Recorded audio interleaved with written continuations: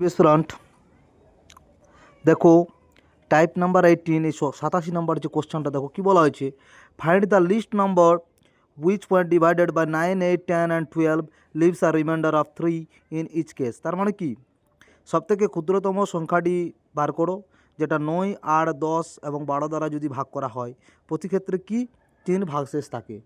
দেখো আমরা কি করি, আমরা যদি অরিজিনাল নিয়ম বা ম্যাথামেটিক্সের সঠিক নিয়ম অনুযায়ী করি তাহলে আমরা কি করি, এটাকে এই 9, 8, 10, 12 প্রথমে লসাগু করি, লসাগু করার পরে কি করি, সেটাকে ওই যে লসাগুটা আমাদের পাওয়া যায় সেটার সাথে 3 যোগ করি। কিন্তু এটা তোমাদেরকে আমি একটা শর্টকাট নিয়মে বলে দিচ্ছি, সব থেকে শর্টকাট নিয়ম, পরীক্ষার হলে তোমরা যেটা করবে। দেখো এই 9, 8, 10, 12, এই 2, 8, 10, 12-র মধ্যে সবথেকে বড় কোনটা? 12টা। এই 12-র এমন একটা মাল্টিপল খুঁজো, গুণিতক। 12-র গুণিতক দেখো এখানে যে সংখ্যাগুলো দেওয়া আছে অপশানে আমাদের 365, 361, 363, 367 যে সংখ্যাগুলো দেওয়া আছে, সেই সংখ্যাগুলো থেকে 3 বিয়োগ করে দেখো, যেটা 12-র মাল্টিপল সেটাই আমাদের অ্যান্সার।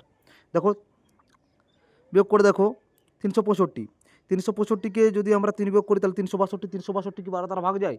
যায় না, তাহলে এটা অ্যান্সার হবে না। 361, 361কে যদি আমরা 3 দ্বারা বিয়োগ করি তাহলে কত হবে? 358, 358 কি 12 দ্বারা ভাগ যায়? যায় না। তারপর কত হচ্ছে আমাদের? 363, 363কে যদি 3 দ্বারা বিয়োগ করি তাহলে আমাদের হচ্ছে বিয়োগফল কত? 360, আর 360 তো পুরোপুরি 12 দ্বারা ভাগ যায়।